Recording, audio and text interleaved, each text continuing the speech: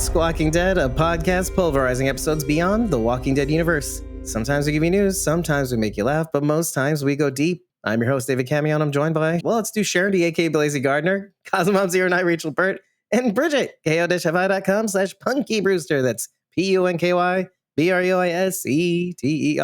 And we're here to talk about House of the Dragons, second season premiere, titled A Son for a Son. But here she is, Punky of House Brewster. I'm glad you're here, Bridget. Now that we're here, I thought we flash forwarded for a hot sec into the future for some reason. When we first saw the opening scene with the Starks, I had said this in our Discord about Evelyn, and I'm like, because she has some knowledge of Game of Thrones since I forced her to watch the first several episodes of the first season. Let's jump into just that part and we'll jump back to first impressions. At the very beginning, there's a raven flying and it flies through some woods and then across a big valley. And as it flies across, you can see Winterfell. What was cool about this part was how they were talking about what an honor it was and how great it was to go to the wall. And we know from our own watching of the show that it is not like that. It was a punishment. Yeah. Well, from the first opening scene of Game of Thrones, that's... Yeah. So who we see is Cregan Stark, who is the young master of Winterfell now. And he is son of Torrhen Stark. Yes. He is with Jacaerys Velaryon, who is the son of Rhaenyra's son. Basically, he's like, I can't spare any men because winter's coming and I got to have everybody young to fight here. And he says, but he'll give him 2,000 graybeards. So the interesting part about that is in the lore, when food would get low, the old men would go out hunting and then just wouldn't come back. Basically, they would go out and sacrifice themselves so their families could survive. So by sending these men to fight, they're at least dying for a purpose with some honor rather than just going out to starve to death in the wild so their family can survive. Thank you for that, because I was saying graybeards out loud. It's like, wait, that means something. And then we're not going to talk about that? Okay. It was at this point that Bridget realized that she had messed up. If you were looking at Bridget's face, she was very, very confused by what we were saying about the opening scene with the Starks at Winterfell and at the Wall. Because Bridget hadn't watched House of the Dragon, really. She only tuned in to the final episode when she decided to finally dig into the second season. Instead of watching the first episode of the second season, she ended up watching the first episode of the first season. And here's the thing, it took us quite a while to figure out what had happened with Bridget's watch. Bridget hadn't realized what had happened immediately until she finally chimed in saying, oh, that wasn't a flashback. That was actually the first episode of the first season. What a mistake she had made. Second, we were laughing about this for quite a while. Now, you can get this in the unedited episode recording. It is absolutely hilarious. We decided to cut that part out because it allowed us to move the episode discussion along, and thanks to it, we were able to get this episode in at a reasonable time. It's hilarious, and when you support us, you'll be able to get the entire 3-hour conversation, by the way. So we cut this episode down to half for your enjoyment. So again, to get that unedited, unvarnished, hilarious conversation, head over to either ko-fi.com/squawkingdead or patreon.com/squawkingdead. If you tip us on Ko-fi, you'll be able to get that episode discussion right away.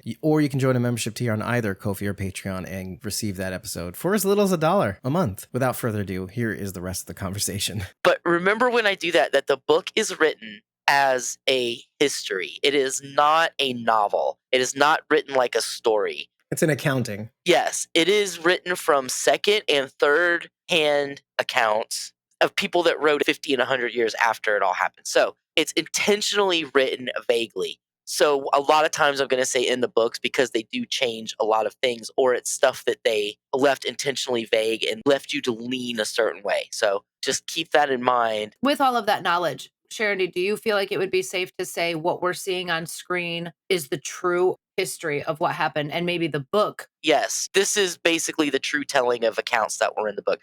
So here's an example from season 1. Rhaenyra's husband, Laenor Velaryon. In the books, he's dead. They kill him. But in the show, they still killed him, but it was not him. He escaped to another country. So it's things they can change like that you don't know. Well, and history is written by the victors, and everybody has a bent to their story, to their history accounting. When you read the book, it's very clear that some of the people who are relating the stories are very biased on one side or the other. There's lots of conflicting stories. In the book, they're fairly even-handed between both sides being poopy. Both sides are terrible people. And in the show, they're definitely trying to make the blacks more sympathetic than they are in the book. Again, that was written by someone who was anti-Rhaenyra's camp. So when I say that, just bear in mind that just because it was in the book that way doesn't mean that the show is wrong. And that's going to be very important when I get to what I'm about to say now. I want to know what you guys thought about the ending and the killing of Jaehaerys, Aegon's son, of Queen Helena, his sister, his younger sister, by the way. Correct. Right. So there's incest going on. It's Targaryen tradition to keep the dragon controlling blood pure, which is why they can marry Velaryons, because Velaryons are also dragon riders from Valyria. They came over at the same time. They actually came over to Westeros before the Targaryens did, but the Targaryens were more successful overall. Right.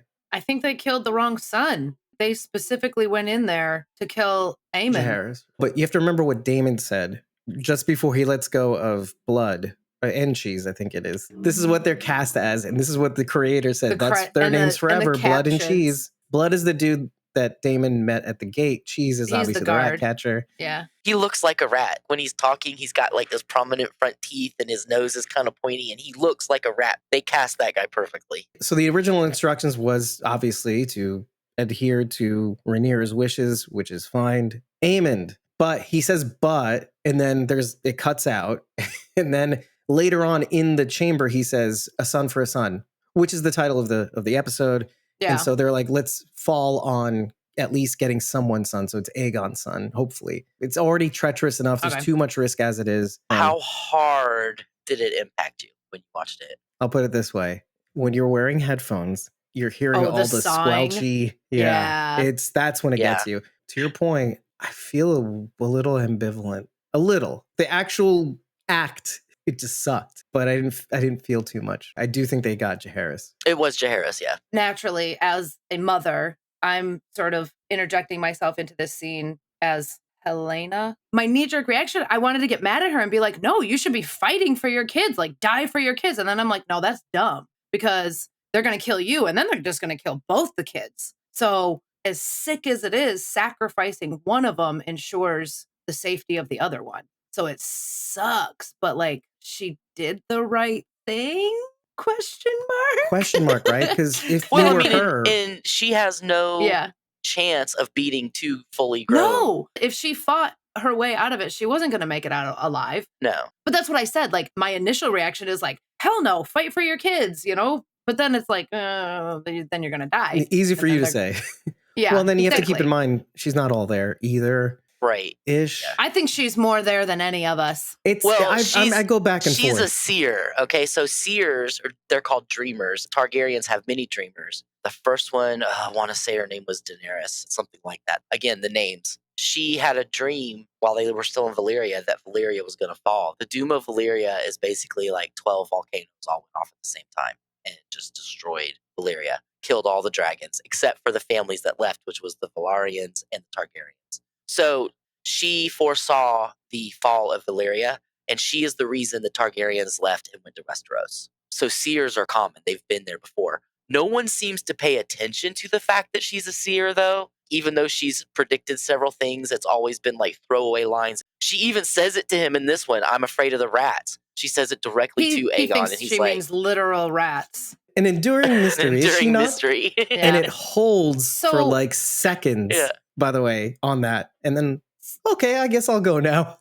Right. So I know you said that there are seers and dreamers, but how common is it? When was the last person with this gift? That's lore. I don't know. I would say there were probably more, but the only one I know of it for sure is the first one, and now Helena. So it sounds like they're not super common because she speaks in sort of these riddles. They probably don't even recognize that she's right. And it's been seeing things. It's been 100 years since they've left Valyria. And even though she's a part of their history, they know that she's the reason they left Valyria. She just spouts things. Yeah, it doesn't help that she sounds crazy, is what you're saying. Yeah. Right. Well, that's why I go back and forth. It's kind of like, well, is she crazy? And then this episode kind of confirms that maybe there's something to what she's saying. You know what? Furthermore, maybe she doesn't even realize what's happening. Well, no, I don't think she might not be able to make sense of what she's seeing. The big instances in the first season were Beast Beneath the Boards, right? That was my favorite one. Which turned out to be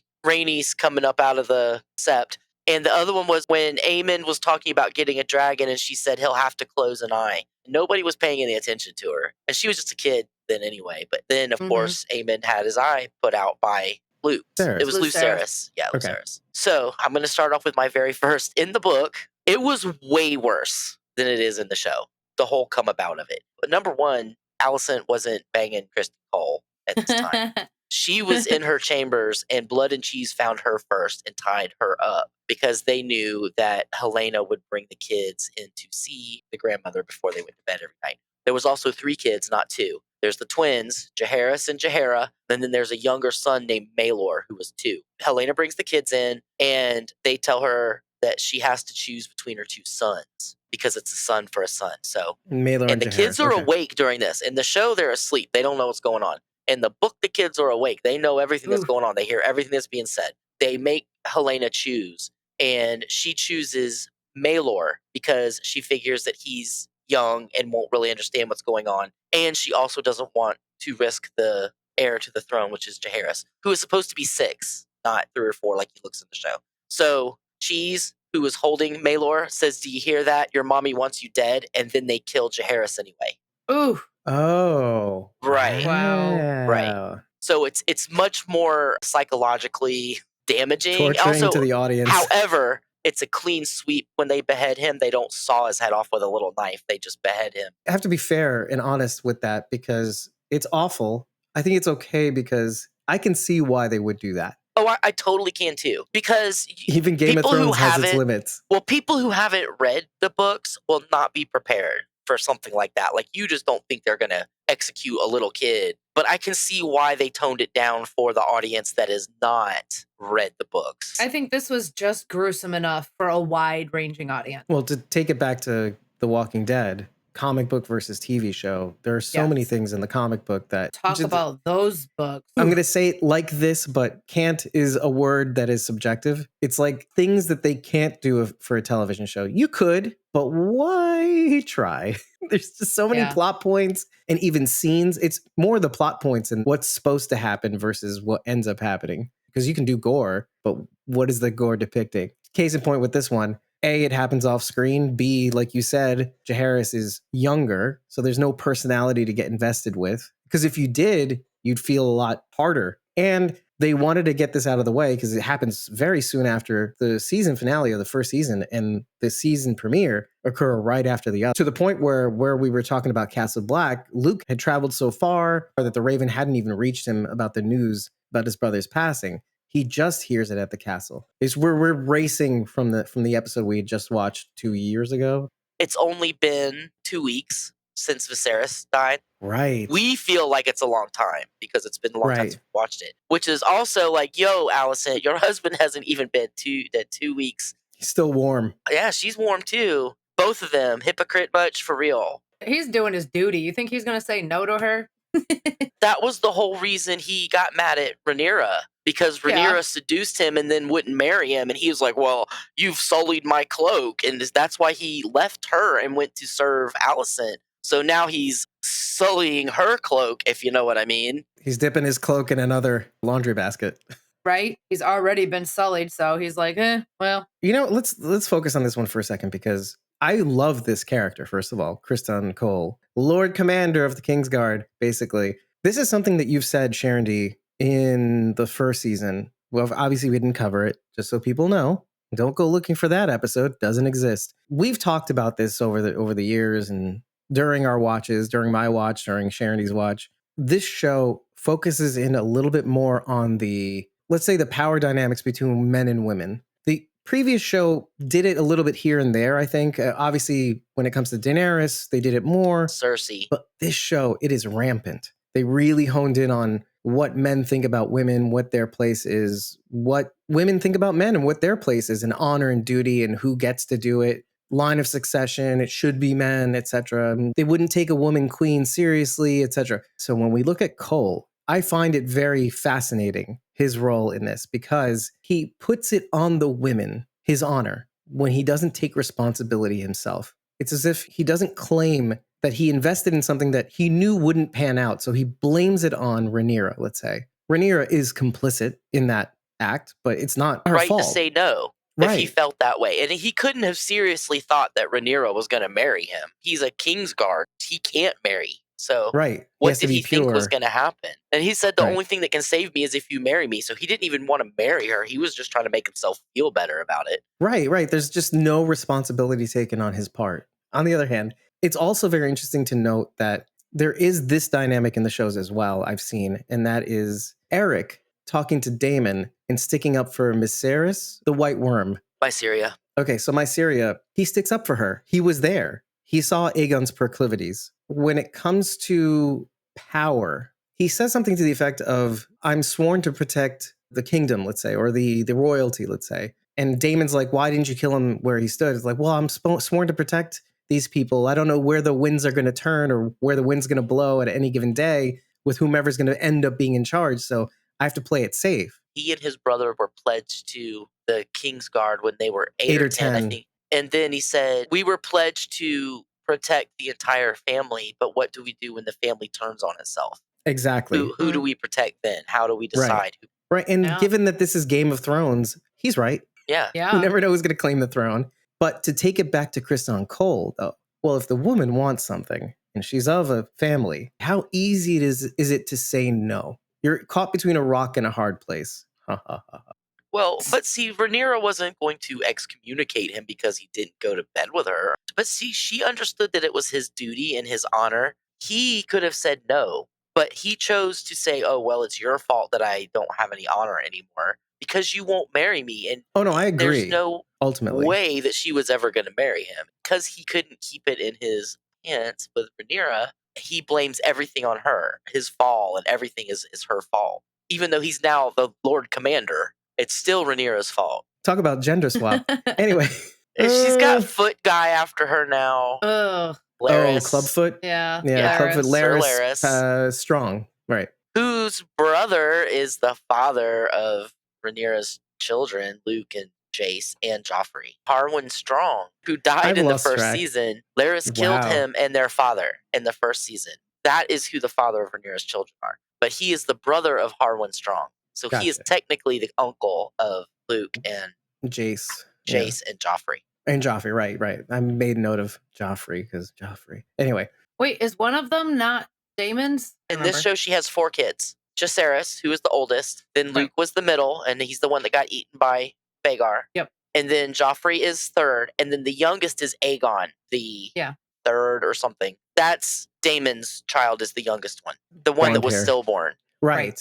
That's what I was going to say. I think she may have another one, but I'm not sure if they're going to put that one in the show or not. Also, Alicent has another kid that we haven't seen yet. Darian, who is in Old Town right now, which is where the High Towers are. So they sent him there to go to the Maesters. To become a Maester, I guess, essentially? I think so, but I don't think he stays there. I wanted to link this back to Criston Cole because the reason why I brought up Alaric and Eric and hoarding the family and power is malleable and changes hands. And I just wanted to illustrate that, yes, I ultimately agree with you, Sharon D., that he has personal responsibility to execute. He has to stand up to power and say, well, if you do this, I forfeit my Kingsguard ship, let's say, right? I get that you don't want to sacrifice your life in the face of power, but it pairs very well to the opening narration of the Starks. Some men die by their duty, which is a good foil for Chris. And it paints Criston Cole in such a light that it's almost as if Westeros itself, or the Red Keep, let's say, corrupts. The more you're in that circle, the more honor kind of falls by the wayside. And the further away you are from it, I mean, it's like that historically in any court. Because if you read the history of any monarch's court, they're all depraved, money-grubbing, power-monger people who will stab you in the back. They're all screwing each other. That is true. And all these people that would go to court and think that it was going to be courtly this and everybody was going to be, why wouldn't kings just be good kings? Because people will always be trying to take you out constantly. So Elizabeth I is one of my favorite subjects to read about. She had to execute Mary, Queen of Scots. She didn't want to have to execute her, but so many people were trying to take her off the throne and put Mary in her place because Mary also had a claim that she had to execute her to stop people from trying to kill her. and get her off the throne so they could put Mary there. So, it point doesn't matter how great the king is. It's not the small folk that they really have to worry about. It's the people doing the machinations behind the scenes in their own castle. And it's historically accurate. As if you didn't have enough to worry about, basically. Right. From without. You have to worry about it from within. It does go a little bit to my point. So there is a little sympathy for Kristoff because, look, Rhaenyra at any point in time, as sweet as she was that we knew of, what if she had a bad day? She could have taken it out on Kriston. To be fair, anybody could have done that, though. They could have decided to off Kristen Cole's head because they felt like it. There was no guarantee of safety at that time because the king could have a bad day and decide that they were going to off your head. So I understand what you're saying about why he felt like he didn't have a choice, but the truth is he knew he had a choice. She didn't go run and talk about her uncle dumping her in the whorehouse, so she wasn't going to go and complain. I mean, again, I ultimately side with that. This is why I brought up the male-female dynamics and how we're illustrating certain things about responsibility and putting that responsibility on not yourself and on the woman. Damon said one of the most insulting things, although it's somewhat true, when he wanted Rhaenys to go back out with him to kill Vhagar. I knew you couldn't wait to say this one. He said she is grieving for her motherly duties while shirking her queenly duties. He said that, dude. I kind of agree with you, but is that why, everybody says, women are too emotional, and they kind of prove that right there. But he had a point. But yeah, that is my favorite. Would that you were the king. It's interesting when you hear the recap, the behind the scenes recap at the end. I forget who says this among the producers. Technically, he does have the right to command Rhaenys what to do.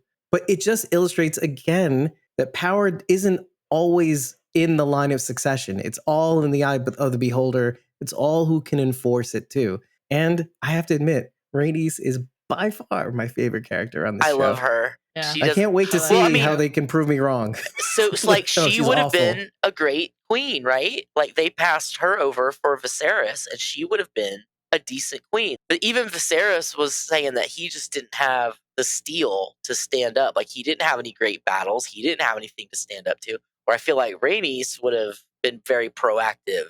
He didn't want to go after the crab feeder, and she did, and that kind of thing. So Daemon is the one who ended up taking the crab feeder out in that incredible display of athleticism where he dodged 900 arrows. And did you notice the change in the opening titles? You mean the title sequence? Yes. It was a tapestry that was woven with gold and blood, essentially, right? So it shows the history of the Targaryens up to Arax and Luke getting eaten. It shows Valyria and the dragons, and then it shows the doom of Valyria.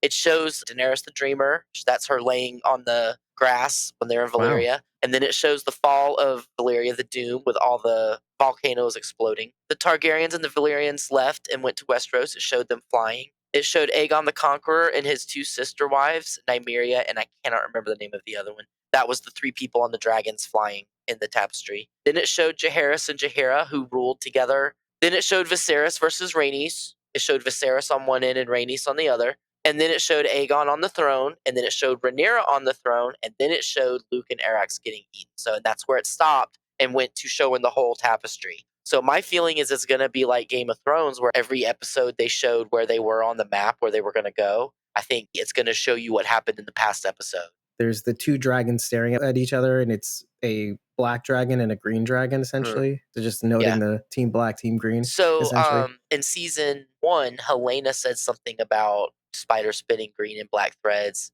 and some people have said that is what this is. That's what she's referring to as the tapestry, which I thought was funny. Cool. That's pretty cool. That's pretty meta. When Kriston is having that conversation with Aemond about strategizing the Crownlands, strategizing troops and all that stuff, he discusses having sympathy for Alicent, poor soul, basically corrupted by whom he refers to as Rhaenyra as a spider and her web, the spider's thread. And yeah, when he blames Rhaenyra again. He's blaming Rhaenyra. Meanwhile, he's banging Aemon's mom. I wonder how Aemon would feel about that. He's trying to set the stage for when he finally confronts his You notice stepson. He kept defending her to Aemon. Like, she has a good heart, and she's not that bad. It's all good. Let me ask you something. I feel like we should ask this now, and then we'll see how the season shows later. Do you think at some point Kriston might have a change of heart because, first of all, he's gone down such a path where he can't come back from being pure if you're taking an honor into this equation. We don't know. But also, has he screwed his way into a corner where if he's discovered, what other choice does he have? So I'm wondering, what do you guys think of that? I'm waiting for this dude to do anything besides be on his back. He was bottom in that last scene. So with my book knowledge, I know what happens to him. But again, it's so vaguely written that who knows, anything could happen. But in the book, he does not switch back. He does stay on the green side. In battle, you never know how they're going to portray it. That's one of the things I love about how they're doing this book is it's just so wide open that they can do anything because the book is so vague. You just have a basic plot line to follow and you can fill all the rest in. You know, the show. Right, you're cobbling together different accounts to make up a story that may be true or not, basically. We could see him switch sides and then maybe he dies for it. And then whoever wrote the history books was like, no, he stayed loyal. He was loyal to the end. Of course he didn't screw Alicent.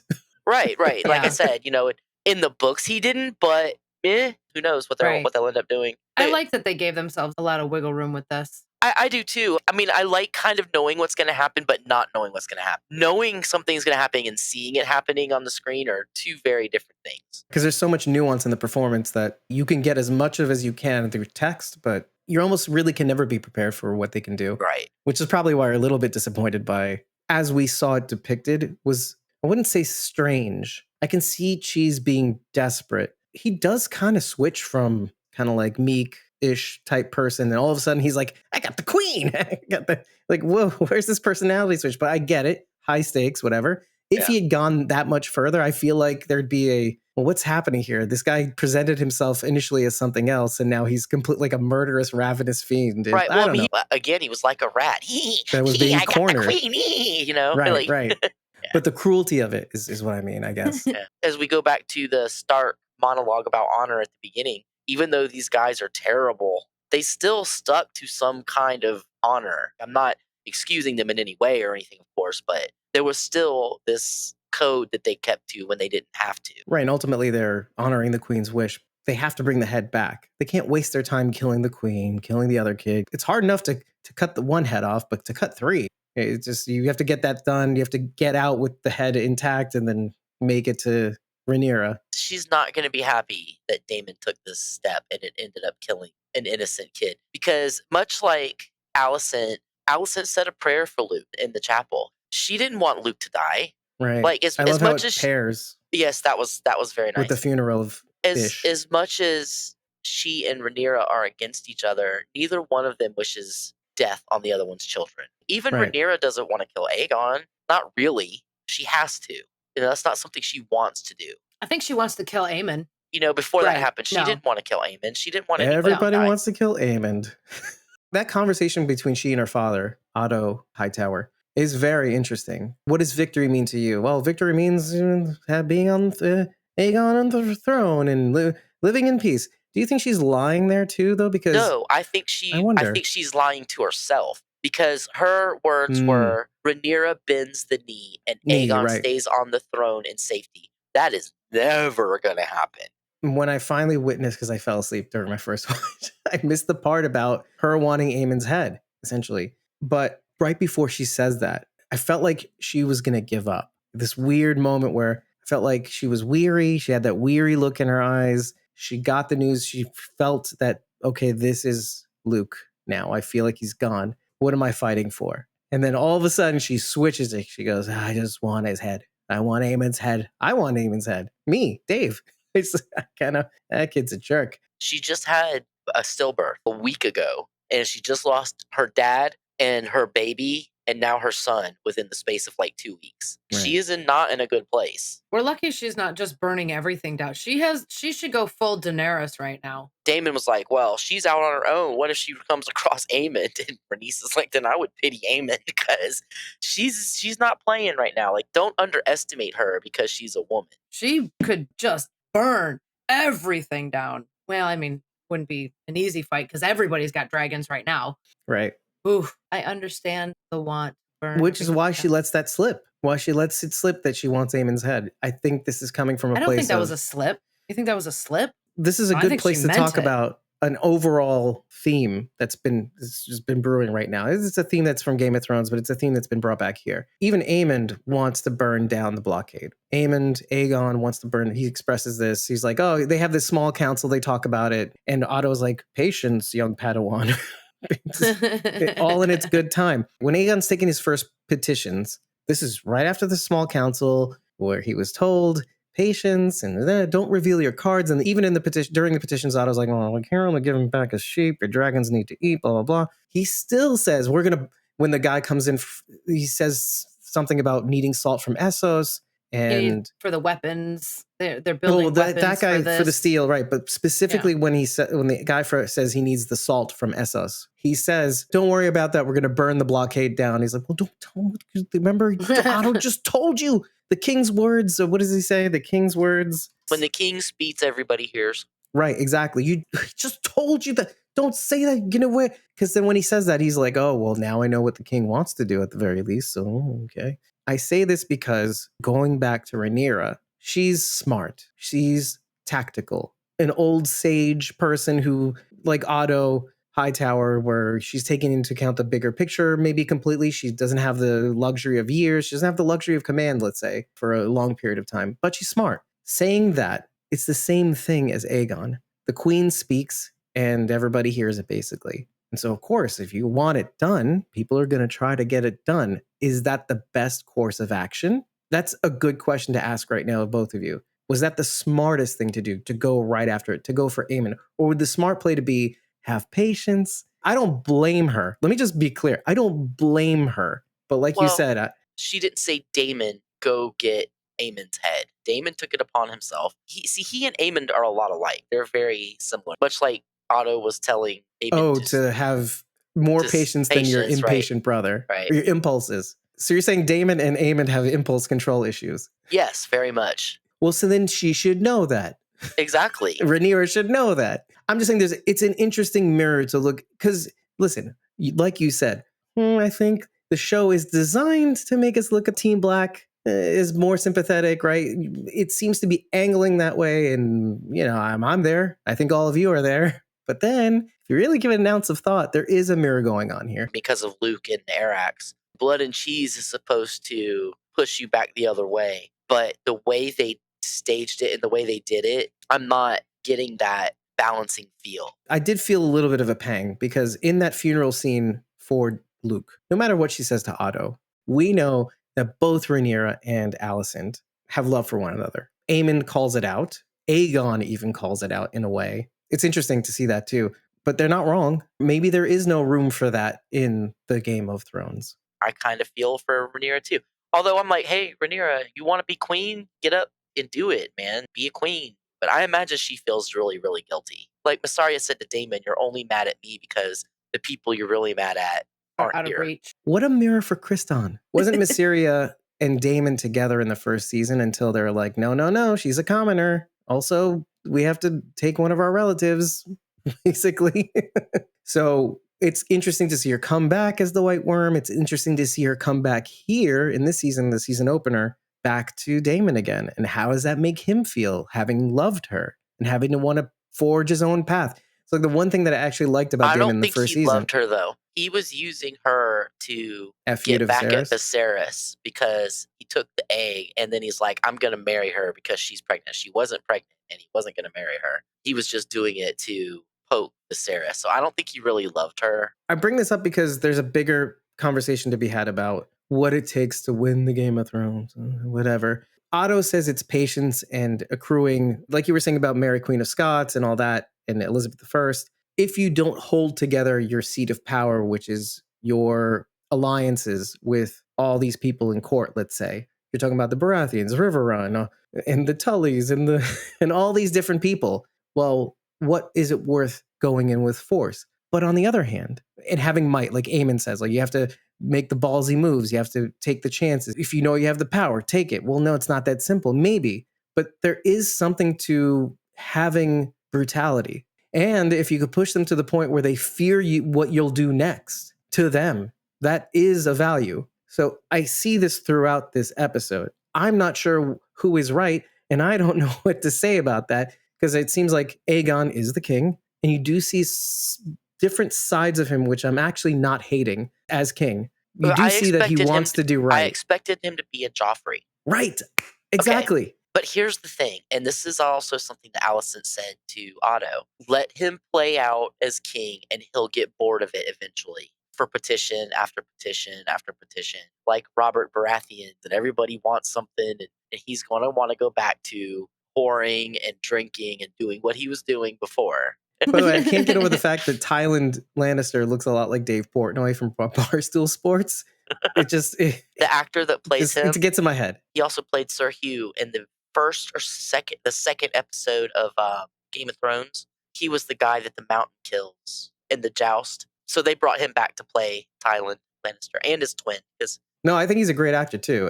It's also a little satisfying after watching Game of Thrones and seeing well, I guess it is the origins, but it's kind of like payback as a bitch, right, Lannisters? Wait, it's pre-payback, so I guess it still works for me. I don't know about you. Also, that ball that Jaehaerys was playing with was the same one that cracked open in the first season when Kristen Cole slammed him back down. That was the ball that was there that he cracked his head on and killed him. Which ball are you talking about? The one that Jaehaerys was playing with? The one Jaehaerys was playing with, yeah. Okay. Yeah. How do you know that, though?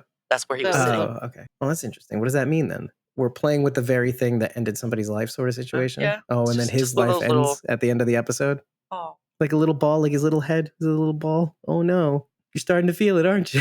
The guy that Corlys goes to see, his name is Alan of Hull. Alan Hull. He is supposedly a bastard son of Corlys's father. It's like Snow, Hull, because ships. Yes. Okay, that's what they call bastards in Driftmark. Which is why they saved him, because it's his half-brother. Yeah, oh. And he will be important later. That? He doesn't know. He knows. Oh, he doesn't know that. So he didn't save him because he knew he was I don't know if Alan of Hull knows.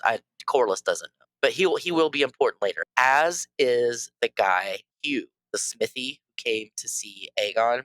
He's Hugh the Hammer. He's the one I was like, did you notice? I love that name. Why though?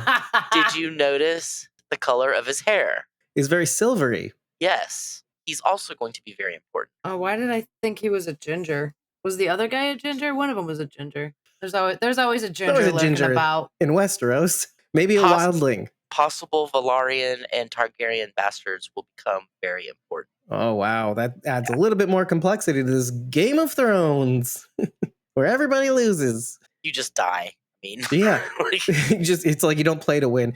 But I mean, you do, but then you die. But that's what I got from Cregan Stark's narration in the beginning. You will die honoring the kingdom. And then when you contrast that to winning the Game of Thrones, it's like, well, first of all, honor is going to get you killed. That's not how you win the Game of Thrones. It's not how it happens, Cregan Stark. I'm sorry. Just ask Ned. Stay away from King's Landing. Ask Ned about that. I know. Talk about beheadings. Starks don't fare well in the South. Right. I do hope we get to see more of that, though, because even Alicent says when they flip over to her from King's Landing how there's a chill in the air. I hope it does come into play. I hope winter does come into. This is how funny Bridget is. We've been recording for so long that Bridget took a chance and popped into the studio just after she finally watched the episode we were actually covering. And as always, we're very happy to have her. Everybody, welcome Bridget again, aka Punky Brewster, to the show. Bridget, what did you think about the ending? The ending? Did it hurt? What just happened? Wait a minute. We need to make sure. Bridget, you watched Season 2, Episode 1, right? I'm pretty sure. A son for a son? Yes. Good job. Okay. Let's break it down. First part is, did you feel about the end? Did you feel something for Jaehaerys? Let her tell us. Bridget, how'd you feel? It's a two-parter, but yeah. Yes. Were you wearing headphones? Baby girl is not going to be okay. She's already not okay. She was not okay already. Now she's super not okay. She's super not okay. It's the worst decision those two dudes could have made, but they're just like, well, there's one here, so. Do you think that was Jaehaerys, the son? Oh, it looked like the son. It was. Was it though? Yes, it definitely was. Yeah, who do you think it was? I think the same thing. I'm just saying, I'm just being that guy. It's Kafka's gun. Mm-hmm. That's why the son was brought into that council meeting. It's the only reason he was brought in is so they could set up for the fact that you would recognize the kid. Why do you think Helena pointed to Jaehaerys and not her own kid? Because of the line. She could have chosen to protect the line and instead she pointed to Jaehaerys instead. One, she's not all there. So I don't even know if she fully understood, because as soon as they start hurting him, she's like, oh God. And then she grabs the other baby and like runs. So I don't know if she fully knew what was happening. Also, even if they kill, well, now that they've killed Jaehaerys, there's still a surviving son. There's still an heir. What's the girl? Well, the second, that's Jaehaerys. Yeah, that's a daughter. Oh. The second that's son, what makes it interesting. Right. The second son isn't in the show yet. Right. Maelor isn't in Maelor. existence, Okay. maybe. I didn't know the other one was a girl. I don't know that she really they were both cares boys. about the lineage in that moment. But I will say, does that mean, and this is for everybody, does that mean she may know something that we don't because she's a seer? Well, she does say earlier in the episode, maybe he doesn't want to be king. Well, and she even calls him the boy. Mm-hmm. They killed the boy. Oh, I didn't notice that. Which, I boy. thought was interesting because it's like detachment. Instead of my son or his name. Can I just say something about this episode? It was clear to me that one of the writers really liked the phrase wanton violence because it was said so many times in this episode. I didn't notice that. Okay. You know when someone finds a new word and they're like, "Oh yeah, that's a good one. This is a good one. I can I'm be gonna accused use of that one a lot." Wanton violence. It was said so many times, and it wasn't even that it was just wanton. It was the whole phrase. Well, this goes to what I was just saying earlier, which was the show makes a concerted effort of pairing up different types of power dynamics or philosophies of how to gain the Game of Thrones, which is patience and gathering up allegiances, let's say, and the other side, which is brute force, might make the enemy think you don't know what it's going to happen next. And the Game of Thrones doesn't have a clear answer of what the right mixture is, really. Is it patience and gathering allegiances and holding the country together and honor or whatever, maybe in there somewhere? Or is it wanton violence, making people think, what am I going to do next? Making people fear you so that they fall into line. So the show does this back and forth between like Daemon and Aegon saying, burn it all down, and Otto saying patience, and even Rhaenyra going back and forth between slipping and going, get Aemon's head. So well, to be fair, she would look weak if she didn't follow up on it. She has That's what I'm saying also. There has to be retribution.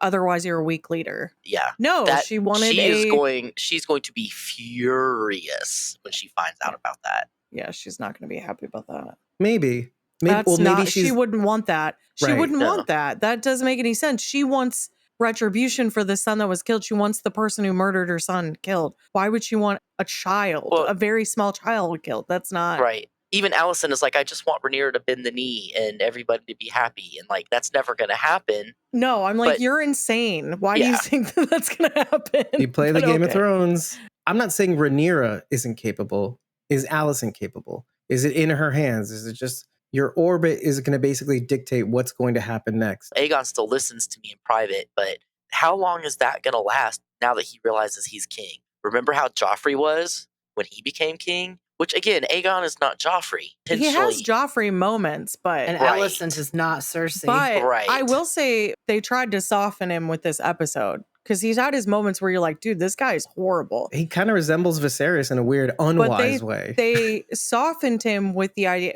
He's a total idiot. They softened him with the idea that he feels for the sheep, like the shepherd that comes. He agrees to pay the smiths before the work is completed because the small folk are what's going to make this work for him. Yeah.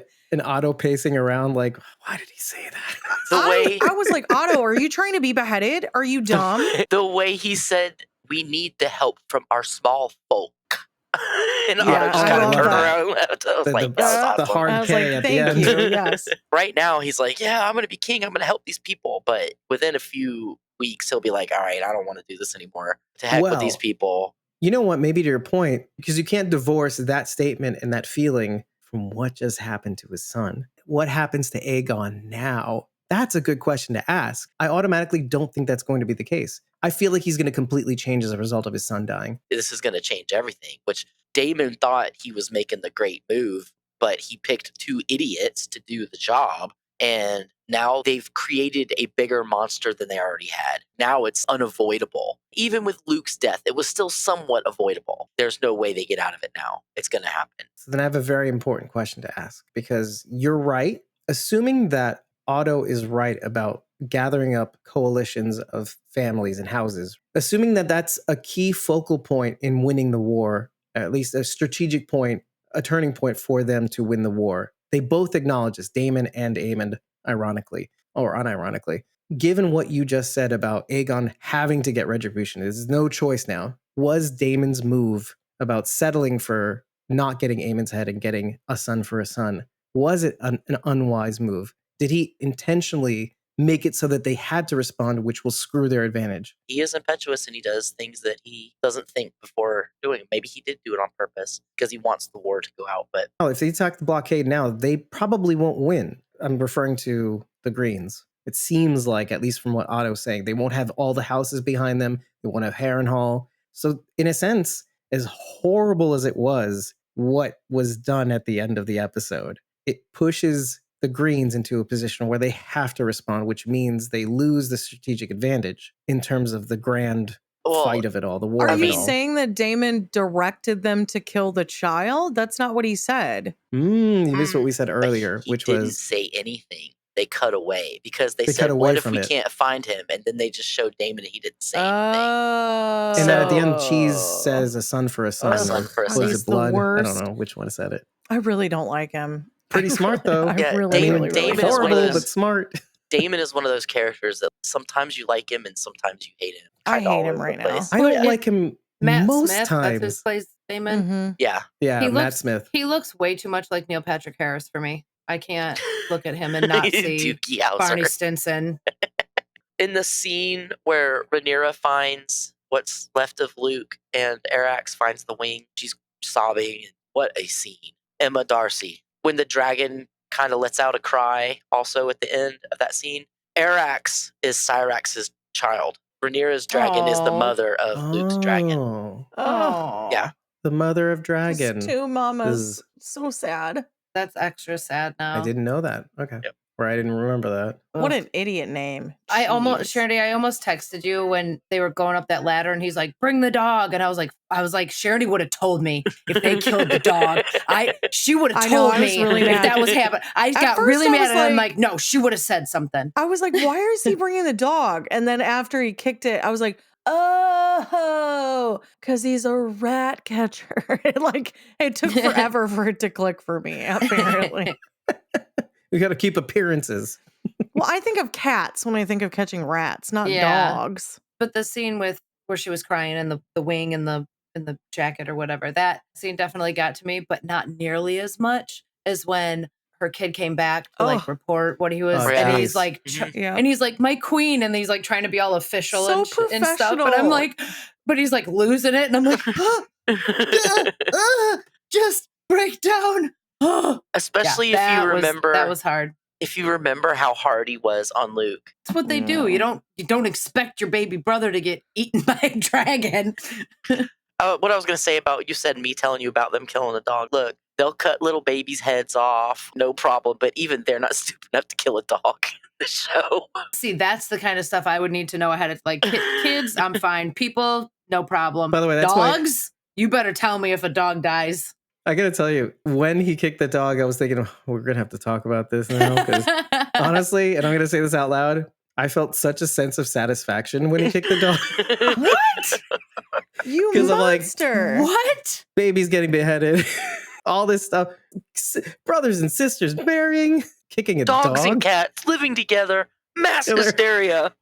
So I was like, okay, this is, F you guys with your dog stuff. Whatever. Meanwhile, I'm like, the noise that they dubbed in for the dog getting kicked was awful. So when Blood and Cheese are going through the rooms and they go to Aemon's room and the big mural is on the wall, that is the burning of Harrenhal, which Aegon the Conqueror, who was the first Targaryen to conquer Westeros, burned Harrenhal down because the man who built it, he was too important and it was too big for Aegon to take it out. So Aegon just burned the whole thing down. Used dragonfire to melt stone. That is also the castle where Arya and Tywin meet in Game of Thrones. When Arya is his cupbearer, he's asking her about where she's from and everything. Yeah. And patient. So, right. That is Harrenhal. It's very important because it's kind of in the middle of the country. So everybody has to go through Who's Harrenhal. Tywin again? Tywin Lannister. Tywin Lannister. Daddy Lannister. Daddy Lannister. Big Daddy. Right. I just want to go a little bit backwards because this ties in nicely. When I was talking about earlier,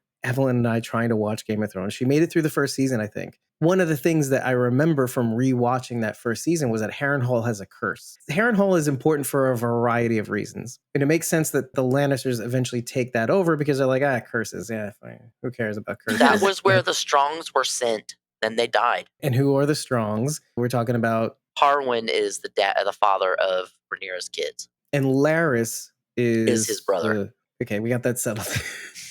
I just want to bring that because it's like this spooky sort of lore, and then because it gets burned down, it comes back up again. It feels like it's cursed, destined to fall again and again and again. Anybody who takes it over is doomed for a terrible fate, which incidentally is true. The Tullys are Catelyn Stark's family. They're in Riverrun. Harrenhal's a different place, but I think they're all part of the Riverlands. Tully does kind of manage that region. He's the overlord of the Riverlands was Tully. Right. Just like Stark was the overlord of the North, right? The wards of the North, right. Right. So when Alicent is saying the names, she's lighting the candles, the first one she says is Allery Florent.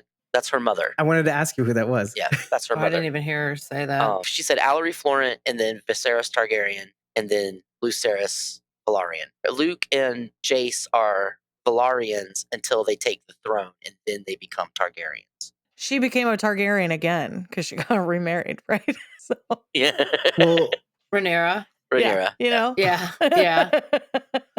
I love that the Baratheons were like, I love that they tried to keep like everybody kind of looking in the lineage still. Mhm. I love that. Because he was a big dude. He nailed the accent. He sounds just like Jon Snow talking. Like, I was like, great. I was going to ask you that. That voice sounded just enough like Kit Harington. But I was like, but it's not. Are they trying to make it seem like that's Kit Harington? Like, no, I wasn't going to get mad, but like, plus he had the like auburn color to his hair, like Ned did. Yeah, they really did a good job. I just thought that was a really nice touch. I love when he says, "Do you really think that my ancestors built this wall to keep out snow and wildlings or something like that?" And savages. I hope that I was saying this before you popped on. I hope that somewhat comes into play in some. Well, we already saw it come into play because it was believed forever that was like totally nuts, and it was just old wives' tales, and right because enough time passes that people forget. I mean, they had literal dragon skulls, and people were still like, nah. What was it been on for thousands of years? I'll hear it later. The White Walkers. Oh, okay. So does that mean winter only comes a thousand years? No. So they're like the Uber winter. You have your regular 5-year winters like you do in Westeros. But then you have your White Walker winters. They're like the storm of the century. But I mean, they do bring the cold with them. That's why when it's extra bad winter, it's usually the White Walkers. Well, it's just also a good reminder that, because we're only doing this for the first time now, that House of the Dragon occurs 200 years before the events of Game of Thrones, essentially. So just to keep that in your headspace, maybe, and if we're right, the super winter where the White Walkers come in, maybe it does happen every 200 years, or maybe it's happening a lot more frequently, let's say. Well, the thing is, the wall's been built for 1,000 years, which means nothing has crossed the wall in that time other than wildlings. They even said that the dragons wouldn't fly over it, which I found really interesting. Alicent and Jaehaerys were like, they had they had like 16 kids, and only like 2 of them lived into adulthood. Oh, what does that remind you of? Yeah, the Lannisters or Jaime Starks? Well, also maybe also, but Jaime and Cersei, they had all these kids. They all ended up dying. Oh yeah, because the seer told them that would happen. They had 3 kids. That is why people popped out 20 kids back in the day, because no birth control, and you had to have kids that survived infancy and assurances that your line would continue and all that stuff. So another thing that we should just insert, because this is the first time we're covering this universe, this Game of Thrones universe, is that years ago they had planned and developed very far in. I don't know if they're going to pick this up again. The massive prequel, basically the First Men, essentially the whole story of how the White Walkers came to be and the First Men and all that stuff. Do you remember this like massive prequel that they go way back in time? Yeah, I don't think they're doing that. What they're doing years now ago is they're doing a Jon Snow show. Yeah, no, I know. Showing Jon Snow after the wall. And then there's another one I just saw today called Dunk and Egg, I think, which is about one of the knights. Dunk, D-U-N-K, and Egg. How do you spell the second one? E-G-G. egg. Okay. Dunk and egg. Yeah. Sharon D is right, because of course she is. It's going to be titled A Night in the Seven Kingdoms. Sounds and a little bit based better. on the short story collection of The Tales of Dunk and Egg. It sounds like a cartoon. Focusing Dunk and specifically Egg. on the Hedge Knight. This isn't getting any better. I think I'm right. It just kicked off production, so it's happening. Oh, wow. I think a hedge knight is a knight that doesn't have a house? A house. Like a Ronin? I could be wrong. Okay, I'm going to say this, and this is the only thing I really care about at this point. But when, was it Sir Hugh, the steel maester, or whatever, the guy who, this blacksmith the hammer. person? Hugh the hammer. The hammer, which he doesn't say. It's fine, but I'm glad I know it now. Rachel's especially glad. Before you move off of this topic, I'm so sorry. I just looked up spinoffs of Game of Thrones, and there is House of the Dragon, Jon Snow, Tales of Dunk and Egg, an animated one that's in development, one called The Sea Snake, one called 10,000 Ships. Those are both also in development. And then there was one called Flea Bottom that's been canceled, and another one called Blood Moon that has been canceled. I think that Blood Moon was the big prequel, right? Yeah, where that was they Blood Moon. Branched off the White Walkers. Yeah. I want a limited series where we just see Sir Hugh the Hammer. No. What was I don't think it was Sir. Redbeard guy that was in love with Brienne? Tormund. Yeah. We loved him. I want a limited series of just him pursuing Brienne. Like still. Like a rom-com sort of situation. I want a buddy comedy with Arya and the Hound. And the Hound, yes. I would watch all of that. So I was bringing up Hugh the Hammer, the steel guy of the realm making the scorpion weapon. Hugh. Yes, the smith. That hunts down the dragons, and they take 2 weeks to make. I just thought it was funny that inflation exists in Westeros, and that's all I wanted to mention. Because of the blockade, obviously things cost more. Why wouldn't it? Our economy is so bad, it's penetrating alternate dimensions. Penetrating the Game of Thrones universe. Well, all of the wood and steel that would normally be used for other things is being taken to make scorpions, which is really cool because they had to discover how to make scorpions in Game of Thrones. They had forgotten because it had been 100 years since they had to use them. To go to your point, it was Qyburn who probably went back and read through old books like Sam and found out about the scorpions and how to build the scorpions. Yeah, I think he said something about that. You say Qyburn had read it? Yeah, they had read it back in Westeros. No wonder he was such a jerk. He found it on the Reddit. old Red Keep. No wonder he was such a jerkwad. So, speaking of jerkwads, Sir Larys mentions to Alicent, he pulls her aside afterwards, and he says, I've basically vetted everybody in the Red Keep and replaced those people that I unalived, to quote Rachel, they're with people no of my longer own. breathing our air. Yeah, they're no longer breathing our unalived air. Anyway, he says he replaces the staff that he took away with his own. And the next scene is her in a bath, and she's like surrounded by all these people she doesn't recognize, and it's all Larys's men, and she's like, gross.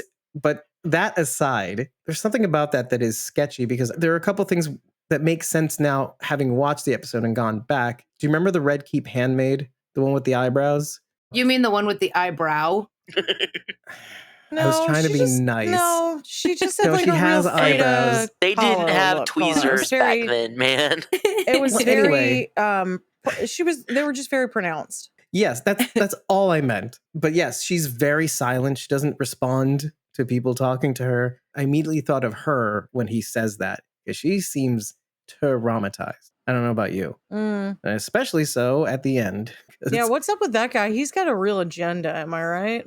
Yeah, it reminds you of Littlefinger a little bit. He does. Littlefoot. I love how he went to Aegon and he's like, you got to pick your own hand. He's like, stop listening to your grandfather. He's been around too long. He's the Supreme Court justice that's been on the court too long. For 3 kings. Get him off. Get me in there instead. Wait, but is he wrong? Because if not for Otto, I don't think any of this would have happened. Otto is the one who pimped his daughter out to the king. And she was like, so young. So gross. Yeah, but as much as I don't want to agree with Larys, he's right. It's like the competing disgust mechanism. Who do I hate more, Otto Hightower or Larys Strong? You know, kind of a little bit everybody all together. Like, who do I hate more is really the name of the game of this series. It's like, well, you know what? I hate Otto Hightower more because if not for him, none of this would be happening. So that's comedic fair, relief. You know what I mean? Whom? Wait, what? I don't have any comedic relief in this show at the moment.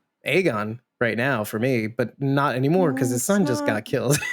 That's not going to happen He's anymore. like okay at best. He was funny Damon? when they were in the throne room as the rat catcher and as Blood and Cheese were walking through. He's so dumb. He's like, call me Aegon the Magnanimous. I love how he was like, magnanimous? Really? It's kind of weird though, but he takes it and he runs with it. At first he's like, that's not me. And then he kind of runs with it. I thought that was kind of cool. You could be Aegon the Generous. Then everybody would love you. Well, it's kind of true actually. And then he becomes that because somebody told him to be that. Essentially, somebody told him not to be that, and so he's like, he's got oppositional Bridget, defiance disorder. Your humor is very subtle in this show. When Otto went up, Walking Dead. Like when Otto was walking up to the thing, and Aegon's like, the small folk, and Otto just turned around and went back down. I did like that he turned around. But even Otto's pacing was the funny response. It's a lot heavier. Or with Jaehaerys and the This is baffling for me to say out loud, but it's a lot heavier than Game of Thrones. How is that possible? It's much more contained. Game of Thrones was very wide and sweeping. You had like 18 storylines going on at once. This one you got 2, and they're in very enclosed places. A lot more characters, too. I'm glad you brought us here, but I do want to say first, they don't got no Tyrion Lannister, so that's already bad. There's no Tyrion. There's no Jamie and Brienne. Jamie and Brienne, that duo, right? You know, there's not that duo. You don't have the Hound and Arya. They knew the show was really heavy, so they tried to give you these breaks where it felt okay. And so this is just heavy and then heavier. It's like there's heavy diet heavy and there's full fat heavy. Yeah, that's how it feels. There's skim heavy. What comes after full fat heavy? Because heavy. That's what's coming.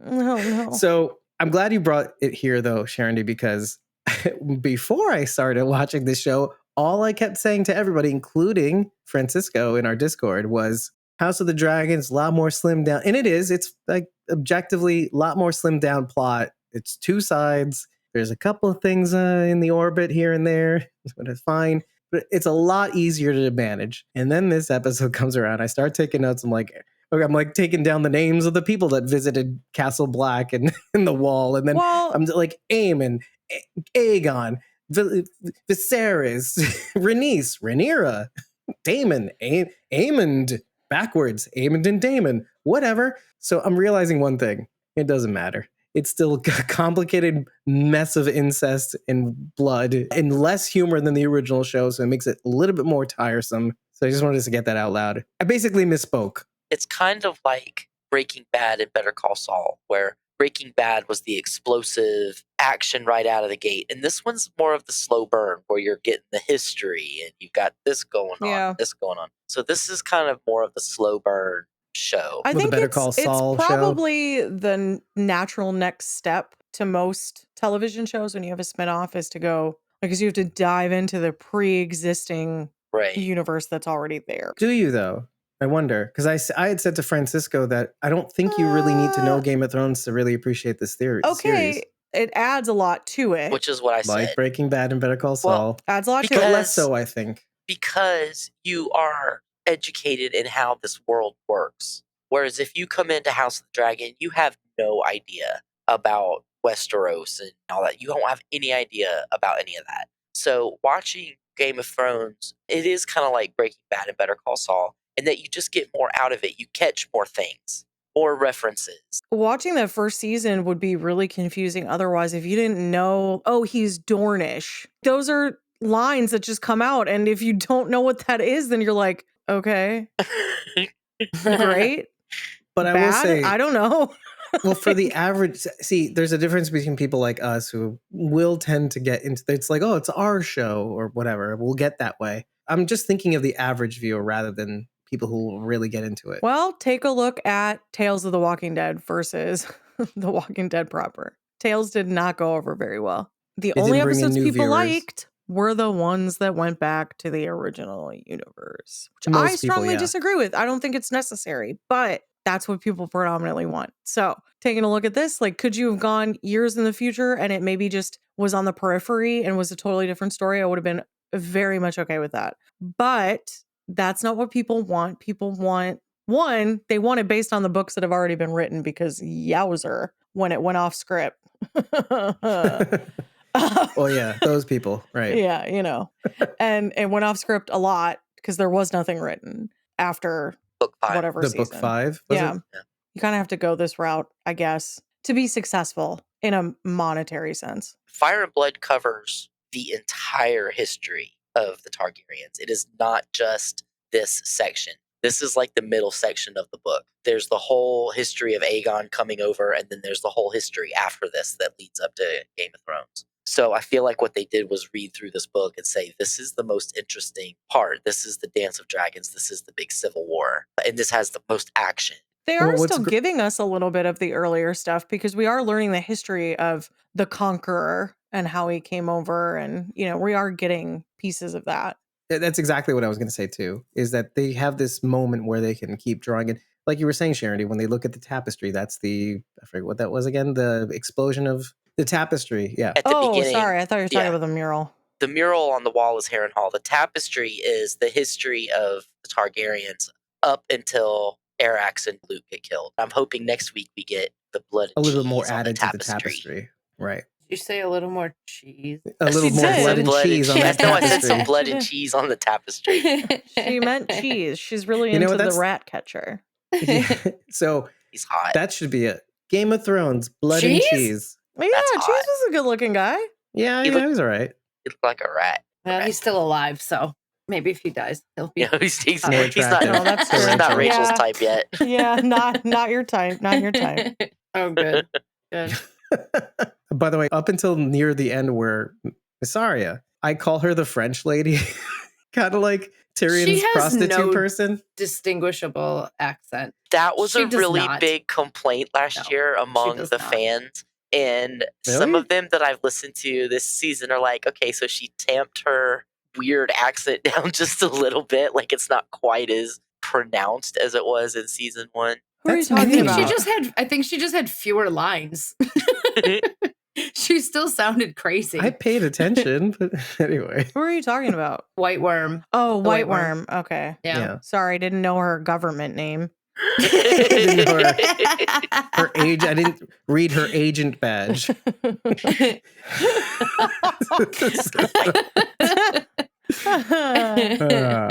Yeah, having watched episode 1 of season 1 earlier today, you're right. It was much more pronounced in season 1. Oh, she was in the first episode? Oh, yeah, she must have been. Yeah, she must have been because I remembered her. Took a minute because she was all wrapped up and hiding. Bridget, what is your feeling on Kristen Cole and Allison getting it on? What is going on there? After Kristen is all mad at Renee. I can't anymore. We can't again until tonight. Yeah, obviously. As soon as she said it, am I supposed to know him from the first season? He's the one that was Rhaenyra's Kingsguard. Rhaenyra, when she was 16, seduced him. And then he was like, I sullied my cloak and my honor for you, and now you have to marry me. And she's like, no. So he got all mad, and you're just a knight, bro. Are you for real? He was gonna kill himself. He fell in love with her. He was gonna kill himself, and then Alicent stopped him, and so he went to work for Alicent, and so now he's banging Alicent instead, who also is not marrying him, by the way. And we got into the whole thing about personal responsibility. He's got mommy issues for sure, big time. I did not see that coming. But yeah, he was one of the jousters at the tournament in the first episode, wasn't he? I can't recall, but it sounds like you just watched the first episode, so you probably know better than this. He might have been. Refreshed. You think he comes over and asks for her favor? Yeah. Oh, yeah. Actually, that sounds right. Yeah. Oh, and you know what? In the recap, it does show him like, from that position. Who's Cole? And then her security guard, that's not what he's called, but the old man from Outlander. That's what he says? It's the guy from Outlander. Lionel Beesbury. Yeah. And he goes, I don't know, something to the effect of he just whooped the 2 Baratheon boys. She had to choose a Kingsguard, and so she interviewed a bunch of guys to be her Kingsguard. She said, who's been in an actual battle? And Kristen Cole was the only one that had, so she chose him. Okay. And then she banged him, and then she had to get married. He fell in love. Yeah, she had to get married to somebody else. The 2 that had to fight each other, that was the Blackwoods and Brackens. And the little kid, they were picking on him because he stepped forward to ask Rhaenyra for her hand, and he's like 11. And he's like stumbling over his words. He's like, and I will make a good husband, that kind of stuff. And this precious bigger guy starts picking on him, so they get into a fight, and the little kid kills the bigger guy. That's going to be important later on. Great. Whoa. More S that I have to keep track of. There's a lot of lore here. It's 2 shows worth of lore. Trim it down. I shouldn't have to be studying for my TV shows. When I read Lord of the Rings books, and I'd be frantically flipping between the map and the chapter. Because I'd be like, wait, where are they? You're lucky you even got a map. It's like he had the wherewithal to actually include one too. Yeah, yeah. It was on all the old paperback ones from like the textbook. 80s. Jeez Louise. Anyway, I wanted to bring up one more thing. Particularly, Aegon has this sense as well. I just want to focus on this though. But Aemon is also sharp. Aemon knows he's serving the realm. Aegon is his king. He's doing this for his family. He's doing this for all the right reasons, let's say. Outside of him getting revenge on Luke, let's say. Everything else is in service of his king. Yeah, I actually liked what he had to say about his mom. Well, that's what I'm getting to, actually. Yeah. He says the Hightowers are who they are. They're not loyal people. He knows this about them. And he has this full understanding of what, I guess the loyalty of blood is all about. I'm not saying it's right or wrong, but it's very interesting to note that it seems like the Targaryens are very deeply tuned to their blood, let's say. We see this in Game of Thrones, that there's something about the Targaryen blood that is almost mystical, and they intrinsically know that they're the only ones that they're to trust. Rhaenyra has this attraction to Daemon and all this stuff. It's just interesting to note his mother, his grandfather, grandsire is how he refers to him, which I don't know who's related to who in this show.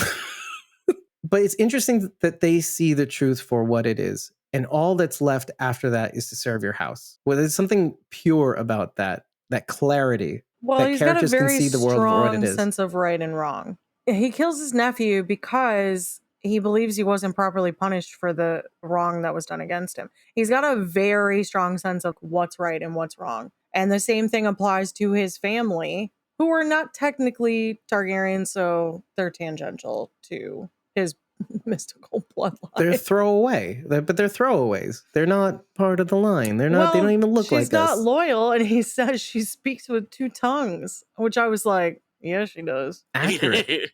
He did not like that. I was like, dude, are you like, get your feelings in check? He's like, Rhaenyra is a spider that weaved a web around her. It's like, well, okay, bro, she's just as bad. Are you for real right now? You're delusional. He is all in on this girl. That's what makes him such a hypocrite, is because he got mad at Rhaenyra and is actively against Rhaenyra for the same thing that Alicent's do. Which is his lack of personal responsibility. We talked a whole bunch about this, and we drew parallels. But he's still getting some from Alicent, so obviously he's on her side. I kind of get Alicent's side, right? Like, she was married to icky, old, gross, rotting Viserys. Oh, but he wasn't always like that, though. I mean, from the time she married him. She was like 15 and he was like 50. Yeah, but be mad at your dad, bro. I'm not saying she's mad at him. What I'm saying is I get why she's banging Kristen Cole right away, because she's like, finally. Oh, yeah. I'm not banging an old, gross, rotting man. Because if it's the guy at the tournament, then when he comes over to offer the favor and he pulls off his helmet, she's like, oh, he's Dornish, she must have romanticized the people from Dorne, because there's a story that they read in an old history book about someone meeting a man from Dorne. And so she must have like really romanticized the Dornish are like the swarthy, swashbuckling types, They're the Fabios of this world. Well, isn't that where Daddy Pascal's it's from? It's such a dated reference. Oh, yeah. Pascal. Yeah, that's what I was going to say. Yeah. The Dornish knight, or so the Prince of Dorne. Yeah. Mm-hmm. Daddy Pascal. Ooh, man. I'm going to tell you, for someone who was in like 4 episodes, he leaves a mark on the show. Oh, it was just the way he spoke, too. Like, I don't know. That very low. This guy doesn't come off across to me as though he's from Dorne. No. He is blasé. No. He fell in love with the first girl he slept with, and now he's heartbroken, and now he's like just mad at her because of all that. Like, I literally think that's the only reason he hates Rhaenyra so much. He's like, she broke my heart. It's been like 20 years, dude. Like, get over it. Like, she married her uncle. Get over it. You're asking people who don't have a sense of personal reflection to get over it. Like, there's no mindfulness in this universe. You know what I mean? Nobody has time for mindfulness, Dave. They're all like trying to survive. Bridget, they didn't manifest gratitude back in those fictional days. Barv. Yeah, Barv. Barv. It'll be like when I say Ralph Macchio instead of Ralph. That's how it'll be from now on. Instead of barf, I'll just say barv. Yeah, it's now a joke on the show. I mean, well, it's a reference that we can. I really do love Renice, man. Like, she is my badass. Favorite character. Yeah, she's the older Damon's lady. Sister. Oh, love her. Yeah, I do like her. And her Allison husband. Best is the actor. Is that what her name is? She would be Damon's something Best. aunt. Mm-hmm. Because she was great. Damon's aunt? She was great in this episode. She was Viserys's sister. Yes. Well, isn't Daemon his brother? Yes. Oh, or no, yes. It's his sister then. Aunt, right? No, they're brother she was and sister. A sister? No, yeah. Rhaenys and Viserys are not brother and sister. They're like cousins. Oh, what are they? I think they're like cousins. Oh, cousins. Yeah. Okay. Oh, so then they're cousins. She was in a better place for the throne. She had a better claim to the throne, but because she was a woman, the council chose... Oh, that's right, because her family had the closer lineage. Right. Because she was a woman, Aegon turned it over to the council, and the council chose Viserys. Eve Best is her name. Eve Best, thank you. Yeah. Okay. She's a badass. She's gorgeous is what I want to say, by the way. Yeah. That's all. My favorite line was, "Would that you were king." Like, as she walked away, so I'm like, yes. It was so good. Well, I was going to say... Not even breaking stride. I regard Eve Best as the same as... Do you remember... what is it called? With Ted Lasso? Thank you, Ted Lasso.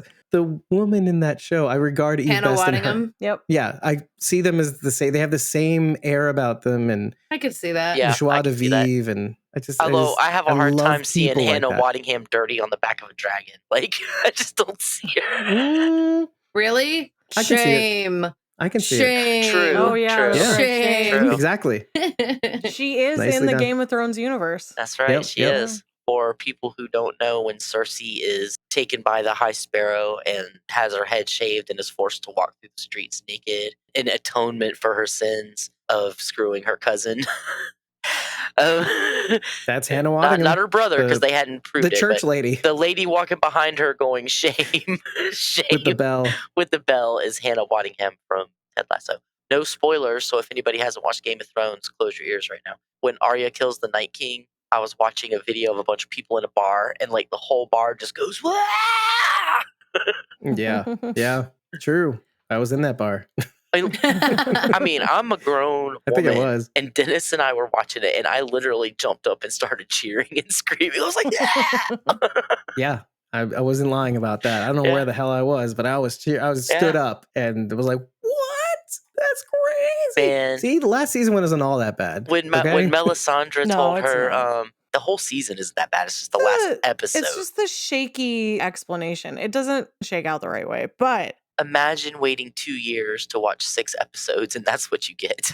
Well, that goes to this one, too, because you had said before the show that at least this first episode did a really good job of catching you up in a way, but also moving the story forward, just to quote you. It kind of reminded you of people, where they were, and what they were doing, and who they were related to. But it still moved the story along to the point, like, oh, something's happening. Knowing that it's 2 years later, too, since we got the last episode, too, and going through a pandemic. In the showtime, it's been like 2 weeks since Viserys died. It has not been that long. So that makes Alicent banging Kristen Cole just a little worse, because Viserys is not even cold in his grave yet. Right? You're banging your Kingsguard. They really are trying to make the Green unlikable on this show. Yeah, it's working. But then you remember also the whole of Game of Thrones is awful. Everybody's in their own way awful. Yeah, the only person who are supposed to be virtuous. The only person who was an actual, truly good person on Game of Thrones was the little girl Shireen, who got murdered for being a nice little girl. Oh, I know.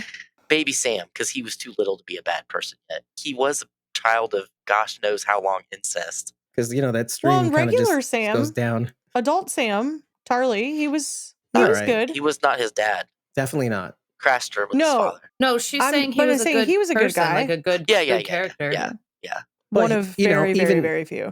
Even he didn't do the honorable thing that he was supposed to, but that's fine. That's Game of Thrones. Might makes right.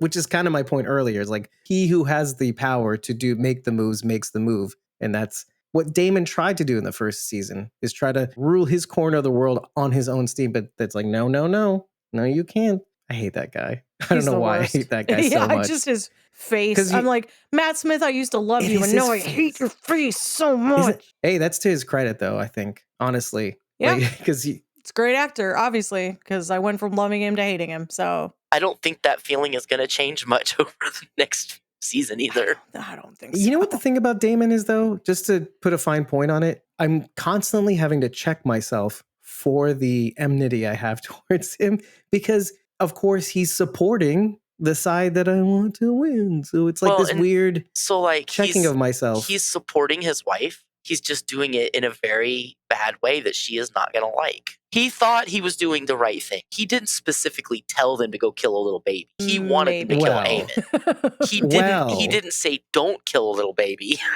That's a point of contention, because I do believe he said to Blood and Cheese, I love saying their names, settle on getting a son for a son. I do believe that's what he said. Technically, that's not their son, because that's actually their grandson. Yep.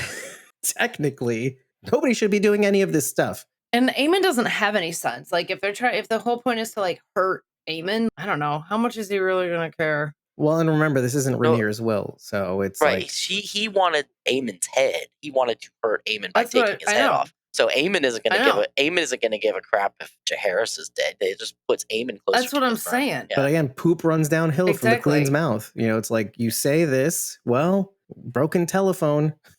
S runs downhill. So you're going to settle on what is possible versus what isn't possible. Telephone. If you like what you heard from this podcast, the first time we've broken down a Game of Thrones episode, it was quite a mess, but I kind of liked it. Head over to ratethispodcast.com/squawking-dead, 5 stars and a dragon stone is all we need to know that you love us. Dragon emojis. No. There's dragon and an eggplant. A dragon eggplant. No. Is all we need to know that you love us.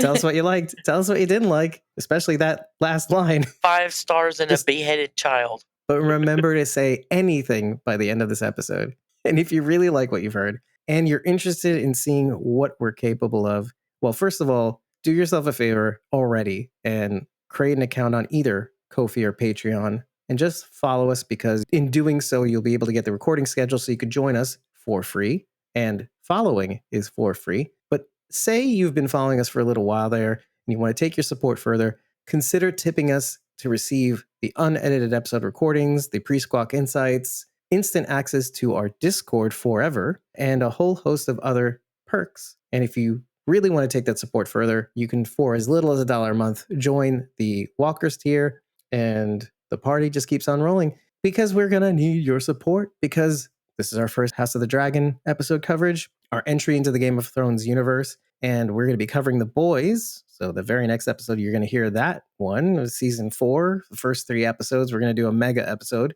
So why don't you join us in these recordings, see what the heck we're doing behind the scenes. I've been your host, David Cameo, and I was joined by Cosmom09 Rachel Burt, Sharon D, aka Blazy Gardner, and Bridget, ko-fi.com/Punky Brewster. That's PUNKYBRUISETER. And that's basically it. That's our show for this House of the Dragon. How about that? That's great. Bye. Fly away. Dracarys.